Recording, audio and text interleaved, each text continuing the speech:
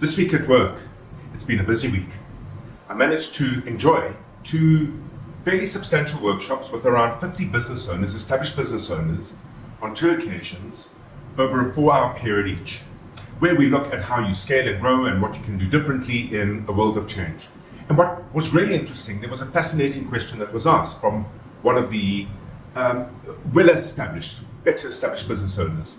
The question was asked, when you've got everything that you need and you've met all your wants and requirements and you're in your business and it's doing okay, how do you find drive to actually take it to the next level? Because very often in doing more, when you have what you want and you have what you need, it comes at a cost of your lifestyle or the easy ride that you have well earned in the last 10, 15, 20 years.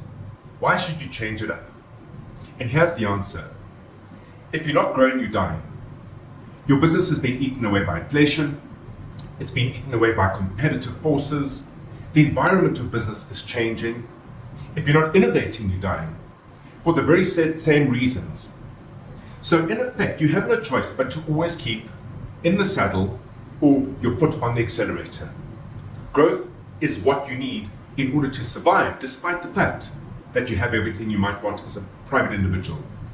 So where does the next opportunity then arise? If you think back to it, what drove you in the early stages of your business was the desperate need for economy in order to meet your needs, your financial needs, your household needs, your family needs. And at some point in time, it might have been 5, 10, 15 years down the line, you were earning sufficient income to meet those requirements. And after that, you still wanted to earn more in order to meet your wants, your larger aspirations. Let's call it the discretionary spend. And once you have met your needs and wants, the next driver needs to be purpose.